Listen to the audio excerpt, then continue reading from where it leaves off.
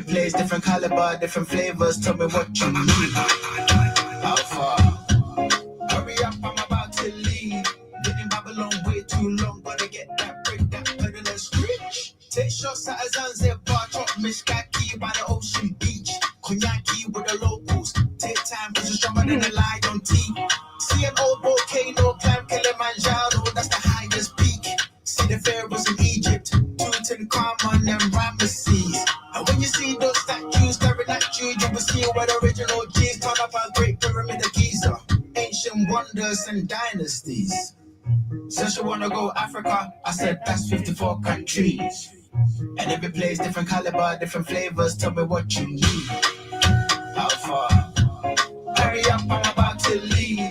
Been in Babylon way too long. Gotta get that break, that pedal and screech. We can go to Zimbabwe, see how the water fall into the Zambezi.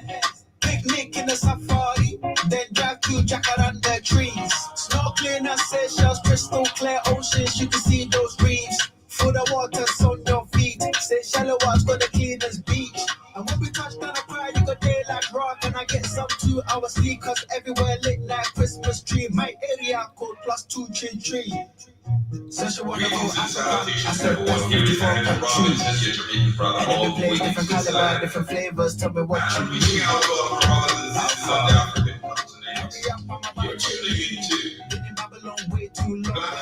You're now listening to the best music.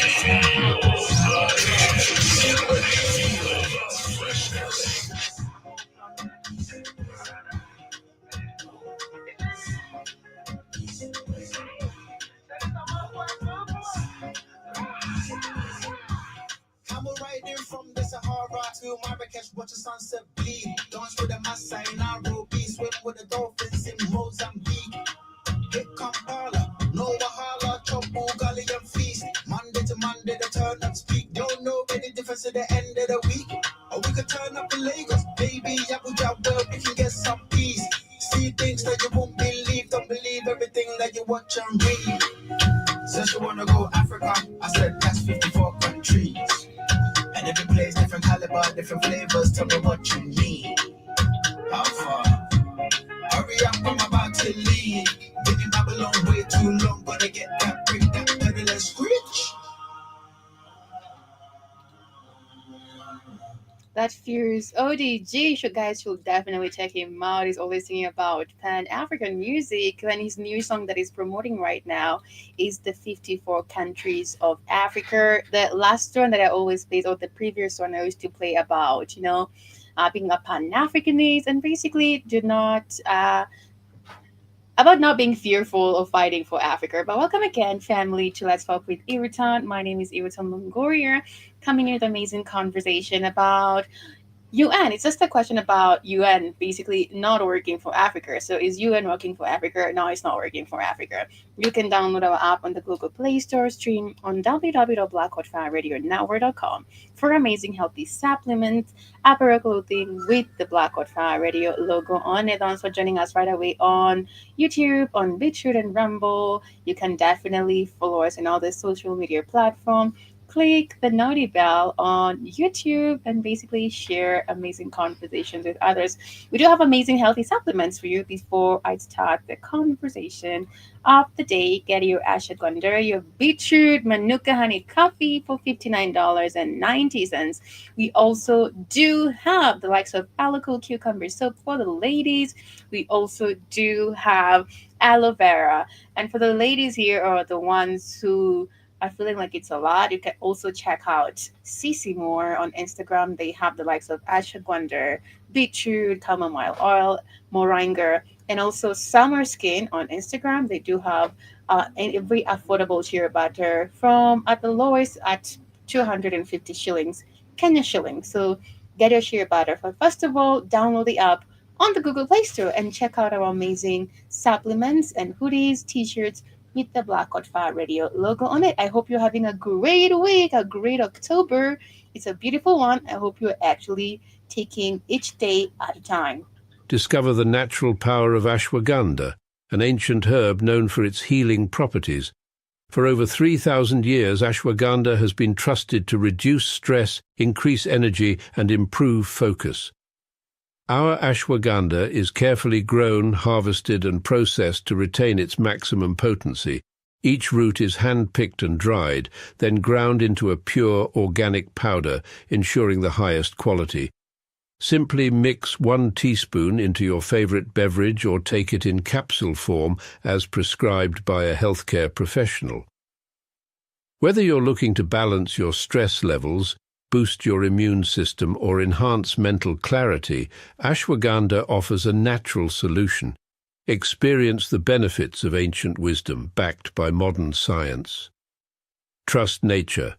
Trust ashwagandha. Go get this product at blackhotfirenetwork.com at the sports and nutrition store. $23.90, you'll definitely get your ashwagandha. I'm taking my CMOS and it's actually really clocking in for me. I don't know about you, but today we're going to be talking about the UN. And according to Google, the United Nations is a global organization founded on October 24th, 1945, to maintain international peace and security, protect human rights, deliver humanitarian aid, promote sustainable development, and uphold international law. It serves a universal forum for nations to cooperate on complex issues, with its headquarters in New York, soon in Kenya, Nairobi, Kenya, and a main governing body, the General Assembly. So the founding purposes of the United Nations is founding document, the United Nations Charter signed in June 1945, according to Google, and effective in October 1945, is the UN's foundational and legally binding document. Their core goals is the UN's mission is to prevent and resolve conflicts, foster friendly relation among nations. Have we seen that? Actually, it's a good question. Resolve conflicts. I think there's so many wars right now, and that's why we're asking that question. Is UN really working? Is it really working? Because I think things are getting worse. Relations among nations achieve international cooperation on global challenges and ensure respect. Ensure respect for human rights. Do we see that? We're going to go back and talk about that. So key organs and functions of the UN. We do have the General Assembly. This is what they do. The UN's primary deliberative, policy making, and representative organ. That's the General Assembly, policy making, and primarily deliberative. We do have the Security Council. We remember when we did have Africa, they didn't have a voice in regards to this. Holds the main responsibility for maintaining international peace and security. Also, we do have the UN system. The UN works with many independent funds, programs, and specialized agencies, each with its own area of focus to achieve its broader objective. Let me know that on the side of the comments if you actually agree with everything that I've actually read out right now regarding the UN. Because these are very powerful, convincing, factual facts. But do we see that happening on the ground? I'm going to share a video right now in regards to different individuals who've been a voice of Africa actually talking about the United Nations. The real reason why USAID is in Africa. Their sole purpose was to act as if they're coming to rescue Africa. Africa has been the provider. If you look at Europe, Europe cannot survive without Africa. But what they don't tell you is that Africa, through exploitation of its resources by the Europeans, was actually a much, much bigger contribution to the European recovery post-World War II. Nobody talks about that. Let me tell you, we need to look at what's happening in Burkina Faso, Niger, and Mali. President Traore is standing up. He is saying the natural resources in Burkina Faso, they belong to the people of Burkina Faso. African leaders must also say Africa first. That is what African leaders need to look at. Steve Clements, an Al Jazeera journalist, conducted an interview with Arikana Kahambri, former African Union ambassador to the United States and the secrets she shared will leave you speechless and inspired. Let's dive into the rest of the interview. We need to understand the real reason why USAID is in Africa. And not just USAID, but other NGOs. You look at DFID, which is the British equivalent, and many other smaller ones. Their sole purpose was to act as if they're coming to rescue Africa. They're coming to fill in the gaps in government services, gaps in education, gaps in healthcare, gaps in humanitarian services. They're coming in the guise of addressing issues to do with human rights, issues to do with environmental protection and social justice. They are coming in claiming that they are introducing grassroots initiatives that are going to help the people. And so they use that as a way to go into the most remote parts of Africa. They're talking about government advocacy. When you look at it on paper, it all looks really good, but they're actually wolf in sheep's clothing. They are using that open access sounding humanitarian to constantly destabilize governments.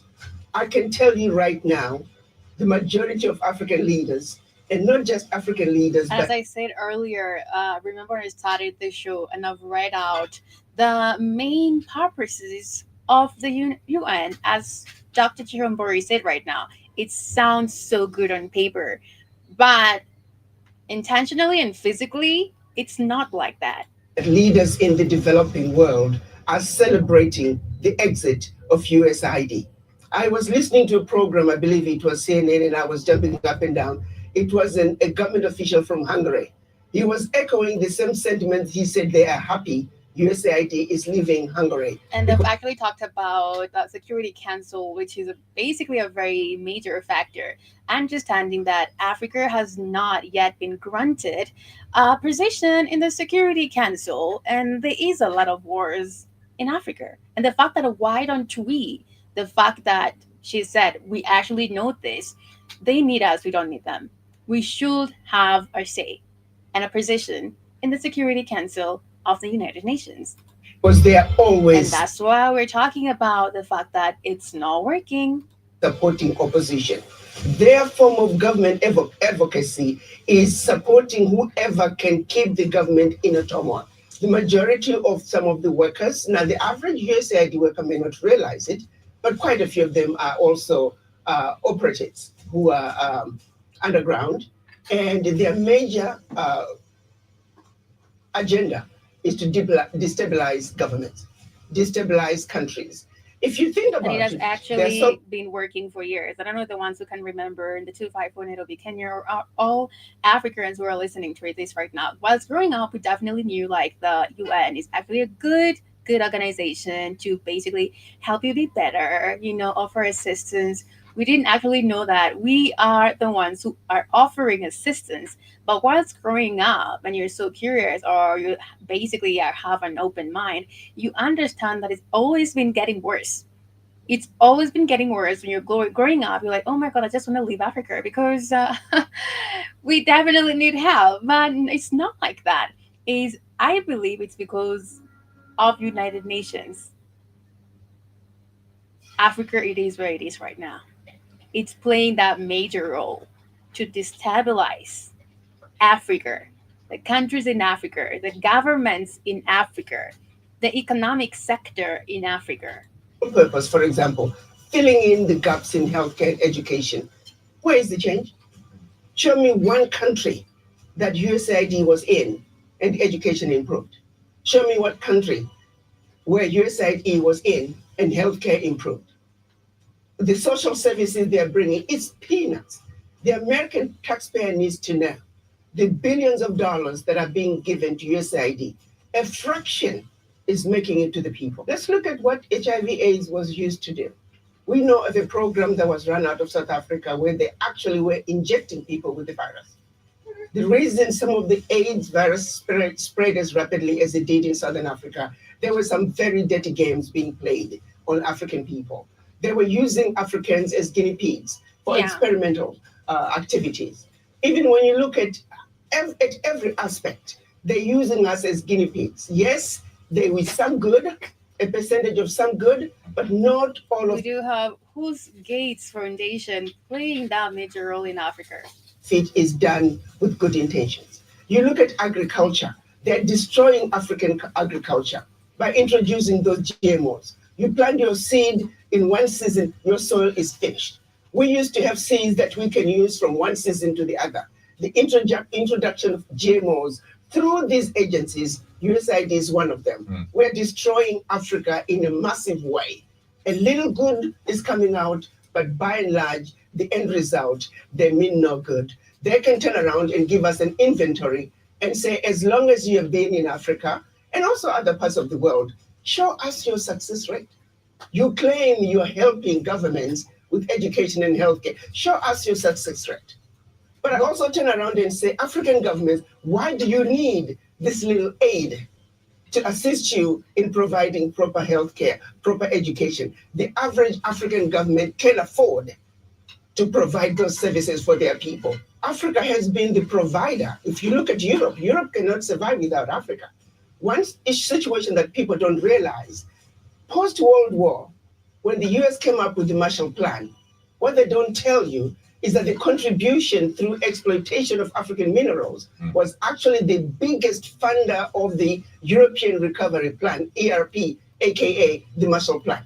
US contributed $13 billion, which is now present day 175 billion, which, by the way, the American taxpayer must be paid back. Nobody's asking for that money back.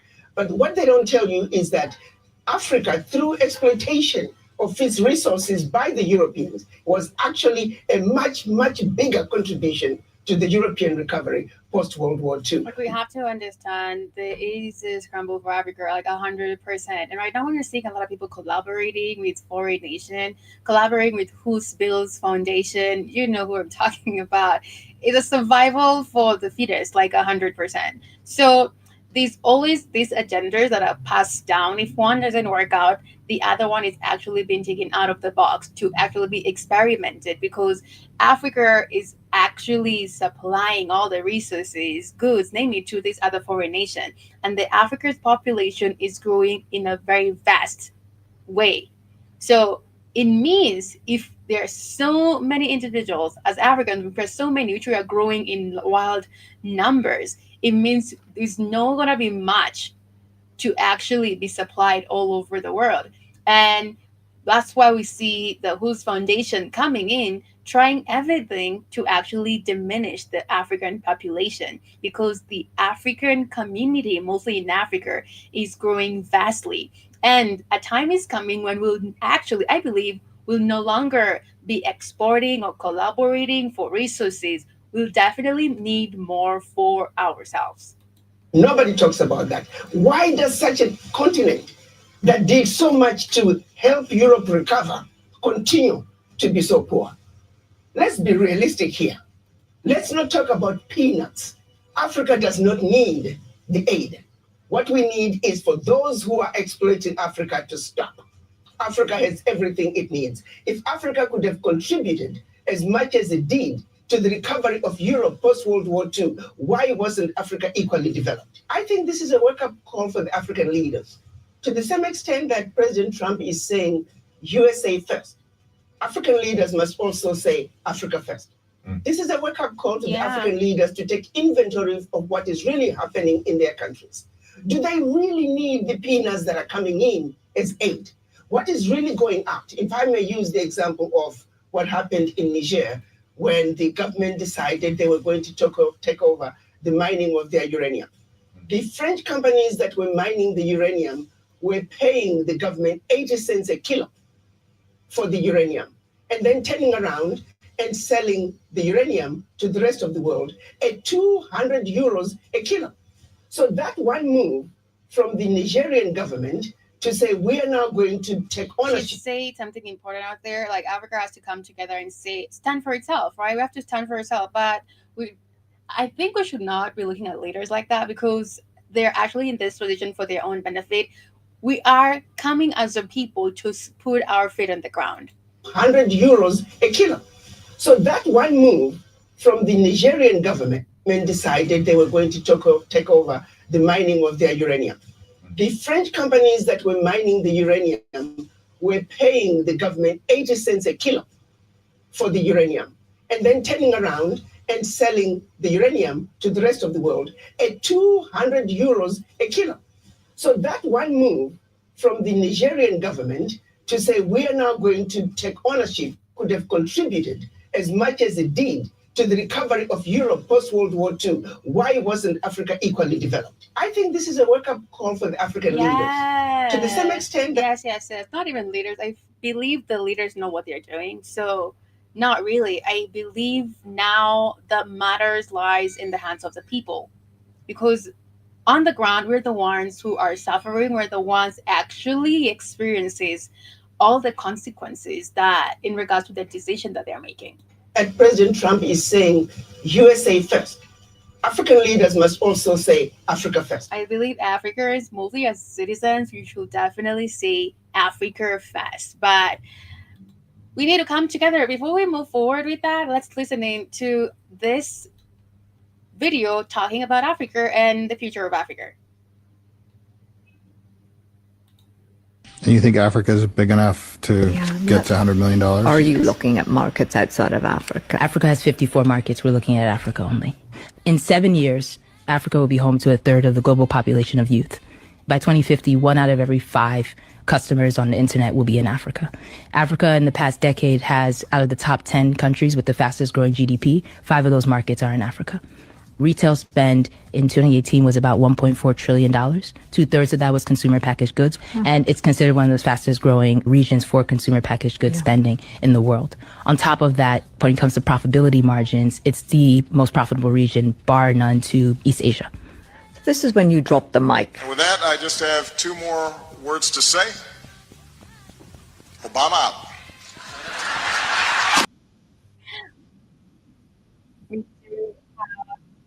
Another video. This is about the Africa's future, and we're showing someone saying we're looking at Africa only is poetry. Okay, I love how when you think she has finished her point, she adds another point, then another one, and it's about Africa and Africa and Africa. We do also saw she said Africa has 54 markets. We're looking at Africa only, full stop.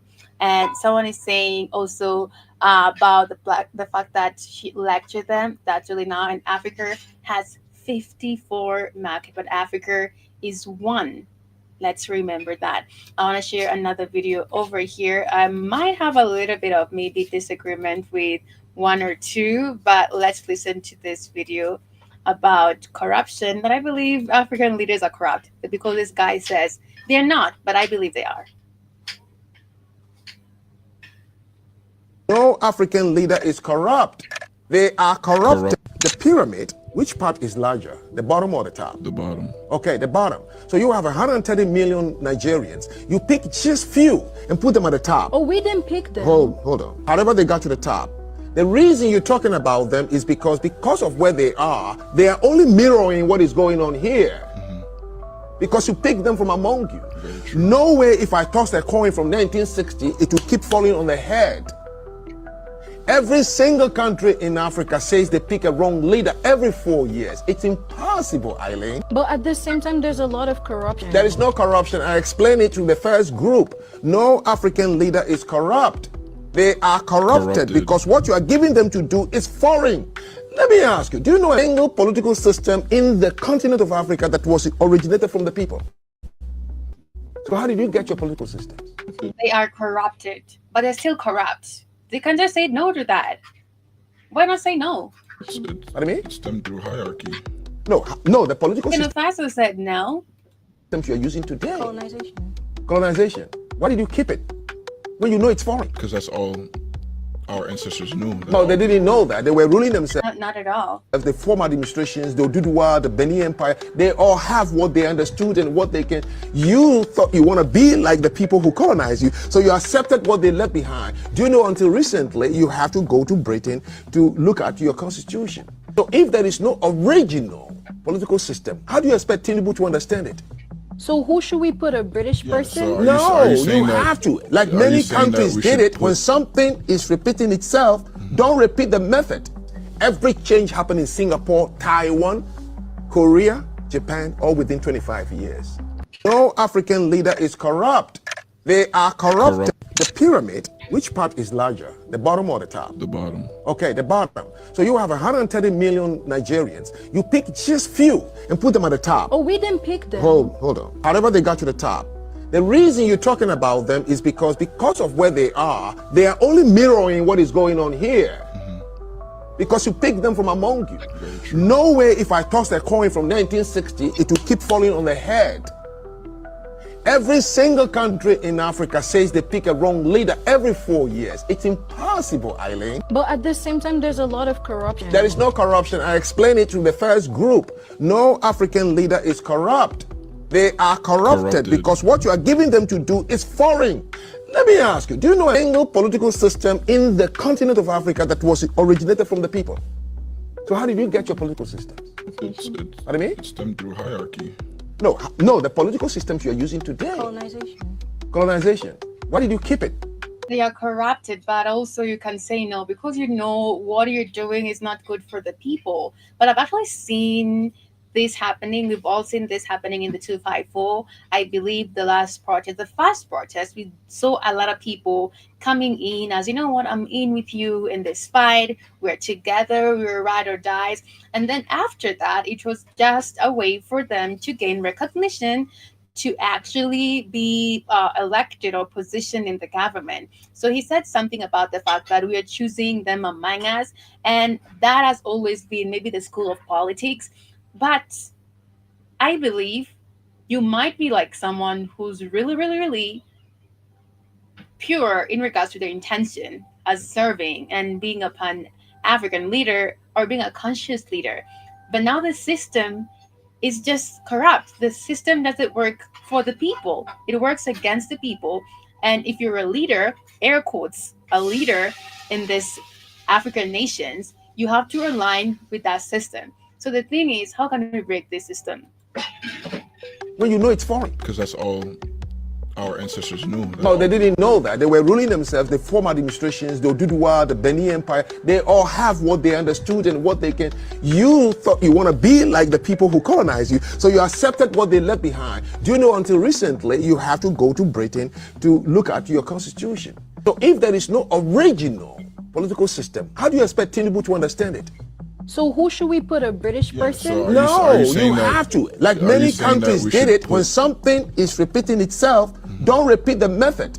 Every change happened in Singapore, Taiwan, Korea, Japan, all within 25 years. No African leader. We should not repeat the same method. I actually agree with that. I'm going to read out the comments over here to see what's really happening. Someone is saying, to be fair, I get his point. If you want a political system to work, it has to have been born from the culture of the people who are in it. I've always said it. Politicians are a reflection of the people who choose them.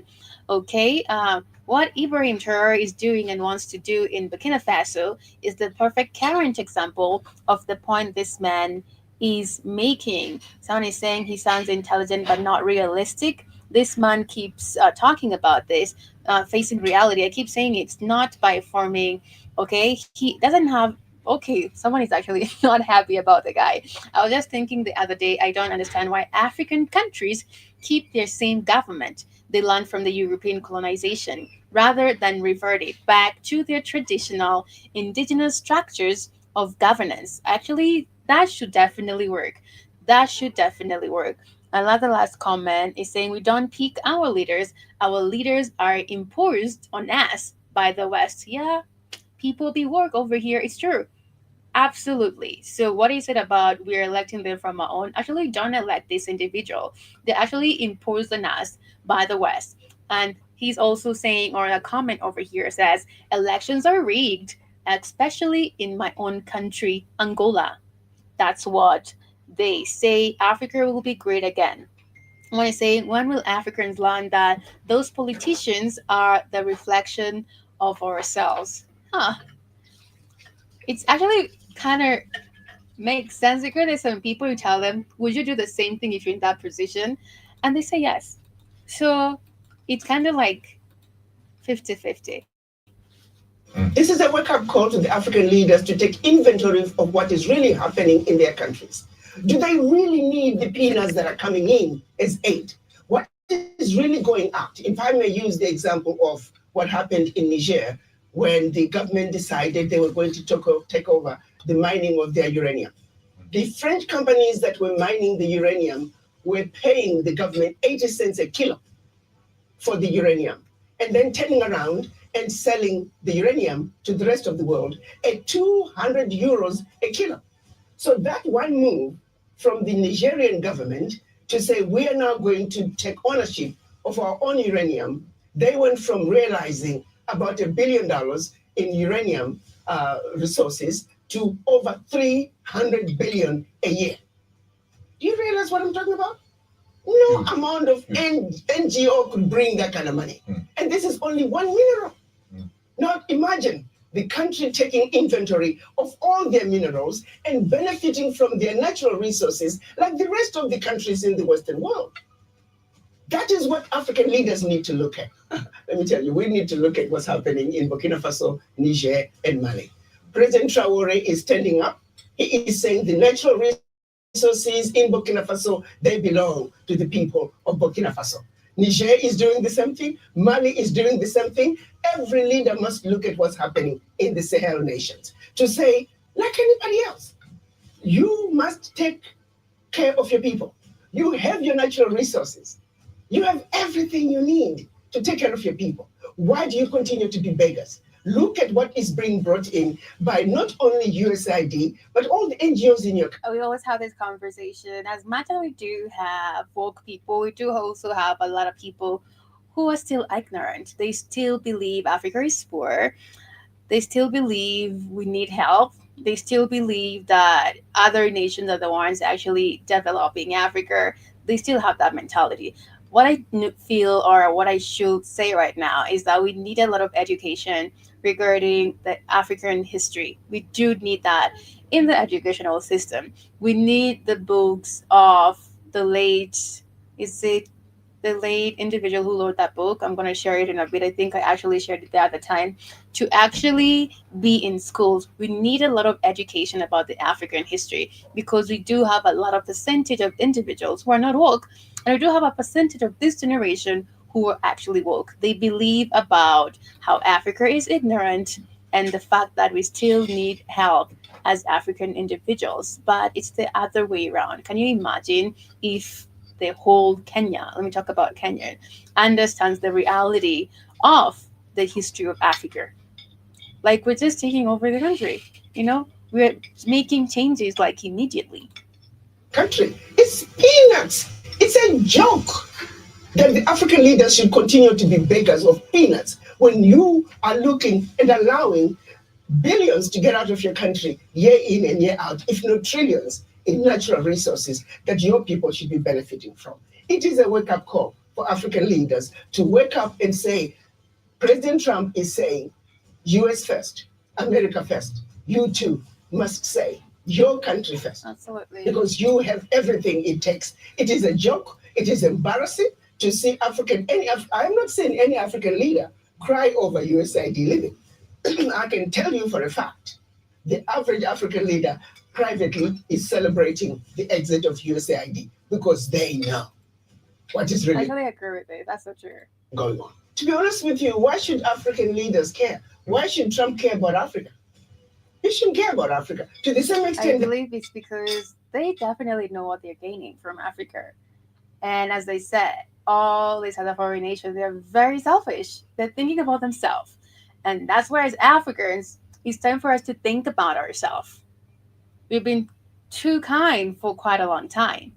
It's for you to have the same mentality to protect your land. That the African leaders really shouldn't care about a relationship either. If the relationship can be worked out, that's wonderful. But if President Trump is saying, I have a mandate from my own people to take care of my people, and I'm doing what I need to do to take care of my people, African leaders need to take that same position. You see, it takes two to tango.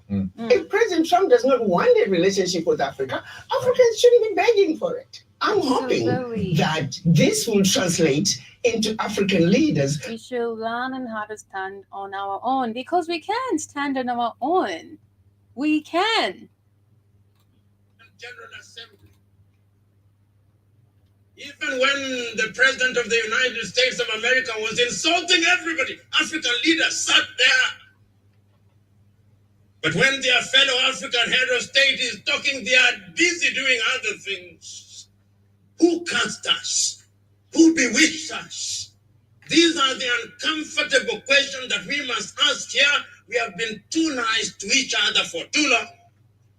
The net effect is that if you go into any African environment, if you go to any African school and you ask young men and women, do you want to leave Africa? 9 of them want to run away. That is why they are dying in the Mediterranean Sea. That is why they are dying off the coast of Senegal. That is why they are being humiliated at embassies. You go to the embassy of any Western country, in any African country, and you see the humiliation. They ask you, even your great-great-grandmother, who died long before you are conceived as an idea. Those are the circumstances in which we find ourselves. On average, many of you who are present here, allow me to be morbid, in the next 40 years, you'll be upstairs. The question is, what are you leaving for your children and children's children? What is it? These are the questions. These are the uncomfortable questions that we must ask. And these questions must be answered by Nigeria primarily. Okay. I've said not once, not twice, but times without number, that the day Nigeria wakes up, that is the day Africa wakes up. Okay. You know, I think Kenya woke up already. A friend of mine once told me, if you go anywhere in the world and you do not find a Nigerian, run out of that place. There is nothing there. And those of you who have had occasion to travel, you go to different parts of the world, you look for the best doctors, Nigerian. Look for the best engineers, Nigerians. Look for some of the best lawyers, Nigerians. The Nigerians are everywhere doing great things across the continent of Africa. And whenever Nigeria has decided to provide leadership, Africa has changed. You ask the Liberians with ECOMOG. When Nigeria stood up, that country was stabilized. When there was mischief in Banjul in the Gambia, and Nigeria stood up, that country was stabilized. When Nigeria did not do as well as she should have done in the Sahel, the problem is not stabilized.